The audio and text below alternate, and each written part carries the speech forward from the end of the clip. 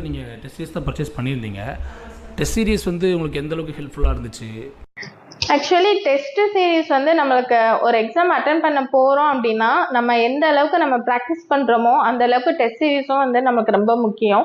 நம்ம டெஸ்ட் போட தான் நம்ம டெஸ்ட் போடும்போது டைமிங் வச்சு போடுவோம். அப்படி போட தான் நம்ம எவ்வளோ கொஸ்டின்ஸ் அட்டன் பண்ண முடியுது, எந்த மாதிரி கொஸ்டின்ஸ்லாம் நம்ம அட்டன் பண்ண முடியலை, எதனால் முடியலன்றது வந்து அந்த டெஸ்ட் சீரிஸ் மூலமாக தான் நமக்கு தெரியும்.